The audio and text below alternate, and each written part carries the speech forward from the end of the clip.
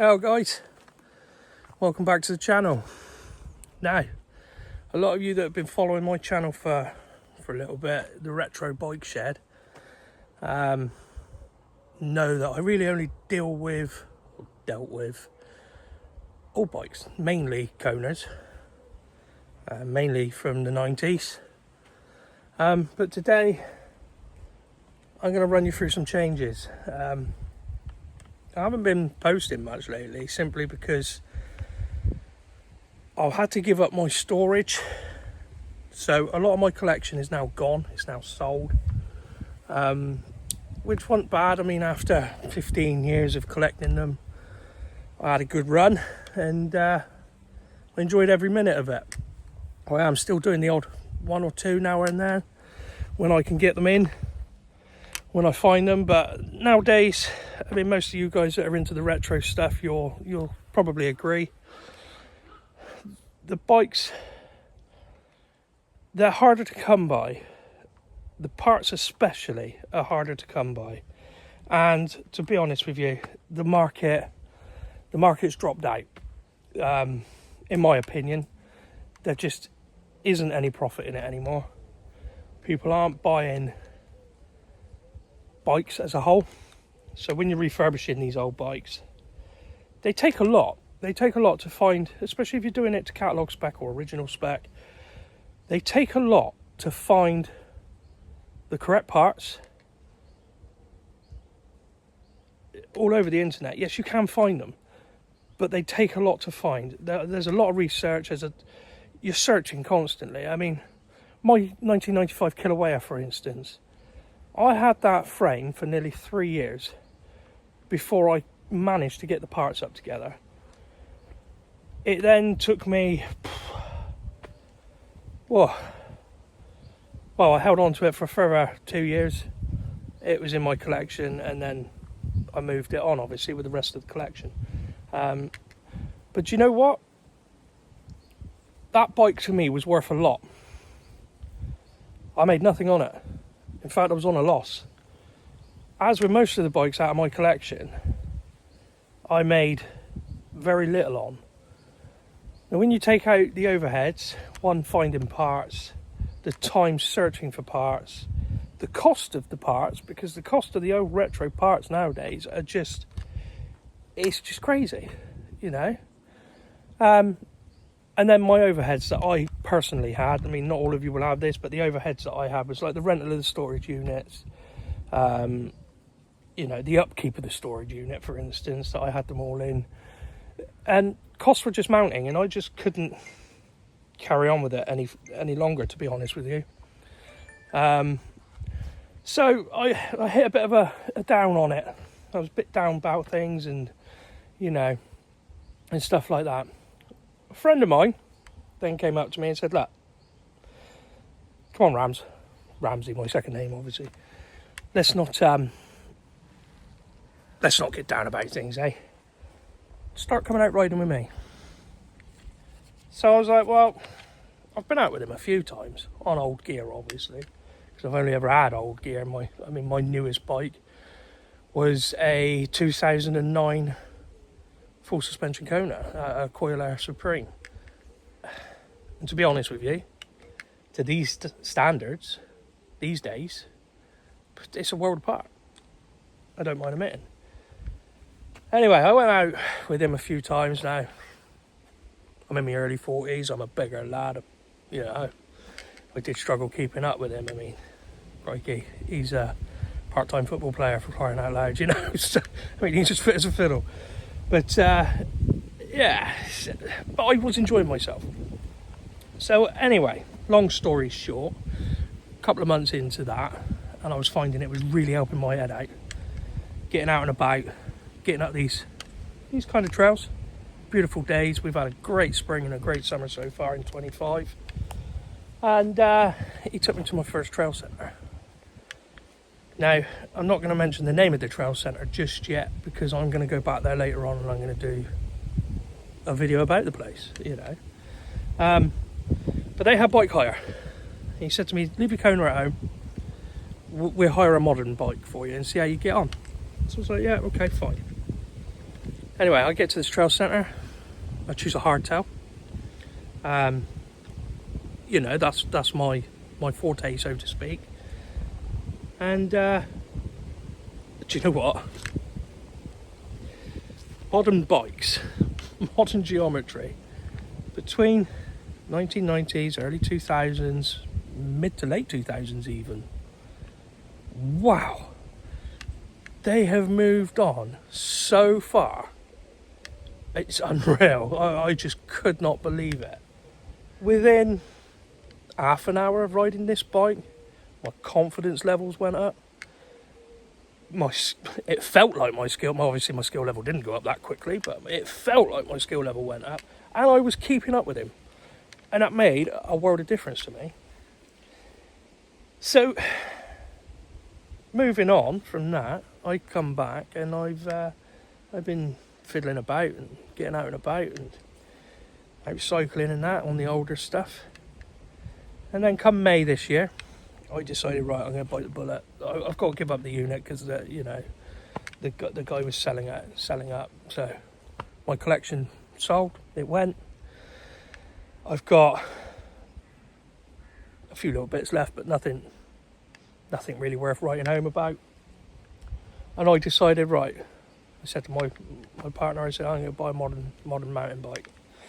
Now, I didn't want to go crazy on budget, but I wanted something that was going to be capable.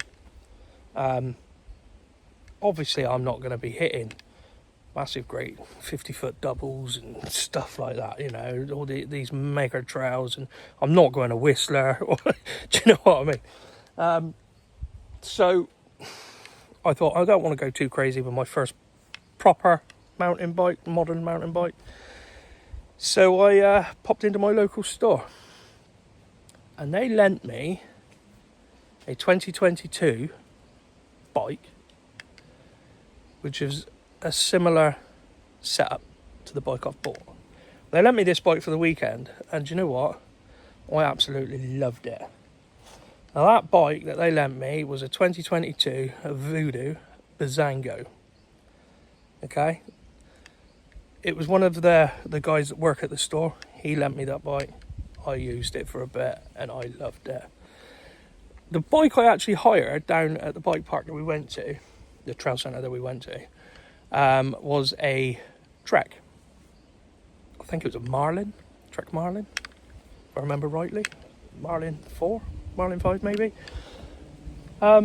Which was within the budget that I was looking at, and I really enjoyed that bike. I love that bike, yeah, don't get me wrong. But do you know what? When I was up there, all I saw, okay, they hired out Treks, but everywhere else I've been, all I see is kids on Treks. They're just Treks everywhere at the minute. I don't know why. Well, I suppose you get a lot of bike for the money. But anyway, I'm digressing. Moving on. Yeah, so this 2022 Voodoo Bazango. Wow. For the money, I was impressed. Very impressed. So impressed to the point that I bought mine. I'll spin you around and show you. So here we go. I was that impressed with the 2022 Bazango that I borrowed over the weekend. I went and got myself in May, back in May now. We're at what? June, July? July. We are in the middle of July. I went and bought myself the 2025 Voodoo Bazango. Do you know what? This thing's a hell of a bike. It is for what I do anyway. So the sort of stuff I'm doing, yes, we do quite a few trails, you know, but it's mainly like cross-country type stuff. I've passed all the downhill stuff now, and I'm, you know, it's time to chill. But my aim with this bike is obviously cross-country. I'm lucky where I live. I've got a lot of trails, a lot of woodland trails, river trails, places like that. And yes, there is some technical stuff and there is some jumps about, and to be honest with you, even though I'm a bigger fella, I have taken this off some jumps and it's more than capable. Like I said, I'm in my early 40s, I'm a bigger lad. I'm 18 stone. But you know what? One thing with me riding is I've never been shy. You know, I'm not a great rider. I spent too long off the bike to be a great rider now, but I've never been shy. I will give anything a go. And yeah, so here we are. This thing is, well, I was just amazed by it. I was amazed by it. Now those forks, they're SR Centaur. When you go back to the 90s and the 2000s, and SR Centaur, to be honest with you, wow, they were let's just say interesting. I've always dealt with Fox, Marzocchi, RockShox. That was a main go-to. So when I looked at this bike and I saw it had a set of SR Centaurs on, I thought, not too keen on the fork, but the bike was cheap enough. I must say I did have this in a sale. I paid £600 for this bike in the UK, and that to me, for the money, is an awful lot of bike. An awful lot of bike. I will run through it all with you now. But these SR Centaurs, so they are boost. They're 15 by 110 through axle, boost through axle, 29 inch. They got lockout, they got adjustable rebound, and they're an air fork. They're 120 or 140 mil. Can't remember off the top of my head. I'll have to check that out. But yeah, do you know what? They're buttery. They are really, really good, and like I say, they are really capable. Really capable. I was so impressed with them. So they've come on a long way as well. But yeah, the only changes I have done to this is I've put some frame protection on these here.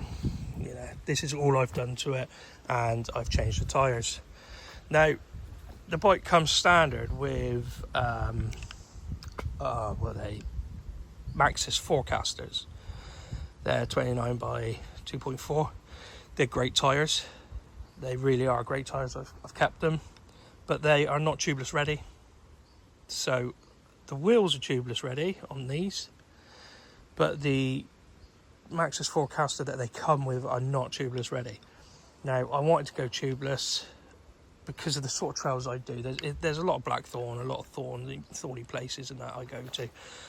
And to be honest with you, while I had the Maxxis Forecasters on, fantastic tyres, don't get me wrong. They're grippy, they're fast rolling, they're brilliant tyres. I was getting quite a lot of punctures on the trails and that I was going to. So I've now gone tubeless. With the Vittoria Mazcow.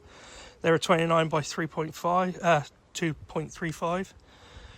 But that point, whatever it is of an inch difference in width, you don't notice. You don't notice at all. These are more aimed at cross-country riding. They're very grippy, don't get me wrong, and they climb like the whole bike climbs like a mountain goat. And they're very fast rolling. They're faster than the Maxxis, to be fair, rolling. But yeah, other than that, I mean, another reason why I changed the tyres as well, as you've probably noticed. A little bit back to my old school roots. Bit of Tamil. Gotta love a bit of Tamil, ain't you? Especially on a black bike. But yeah, anyway, moving on. Yeah, this has got the Shimano Qs 1x11. It's buttery smooth gear change. It's 52 on there, I think, if I remember rightly. 10 to 52, maybe 10 to 50. 10 to 51, I think it is actually. And then we got a 32 tooth at the top, the other front. Clutched, obviously, derailleur. The only other upgrade, well, that's not an upgrade, that comes standard, but the other upgrade that I've done is I've put a dropper post in. I've never used a dropper post before until I bought that one. Everybody kept telling me upgrade it with a dropper post. I'll tell you what, that makes a world of difference. It really does, especially around here where I've got quite some steep trails and some techie bits. It makes a world of difference. But yeah, other than that, it's all I've done to the bike, and straight out of the box, to be honest, it doesn't need anything doing to it. It's fantastic. So anyway, I'm chatting on, but that's me for now. I'm going to be doing, like I say, a lot of my usual trails and that, so there's going to be a lot more of this sort of footage coming out, if you know what I mean. The other thing I'm going to be doing later on, probably not so much this year. Well, I might do later on in the year, I don't know. I've got to get some gear for it yet, but I would like to do... We're going to be doing some epic rides, me and my mate. But I would also like to get out and do a bit of bike packing. So, time to change things up, do a bit of exploring. And yeah, I find it's really... I don't seem to suffer with my mental health. Well, I don't think I do, but I must admit, since I've had this, and I've been getting out and about, and I've been doing trails and, you know, trail centres and that, I must admit, like I say, I don't think I suffer with my head.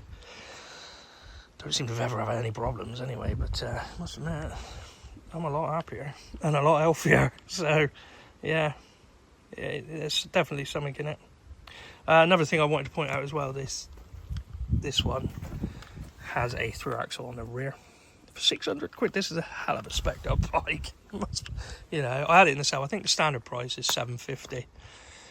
And they've got the Bizango Pro as well, which is 950, which comes with the tubeless tyres and the tubeless ready tyres, so they've actually got tubes in, and the dropper post. But you know, when I bought this, one, I preferred the black, and two, for the cost of the upgrades, considering the sale price was 600 quid, for the cost of the upgrades against the Pro, it was financially more viable to go for the Bizango than it was the Pro. So, but yeah, that's me, just waffling on. I hope to catch you in the next one. See you next time, guys.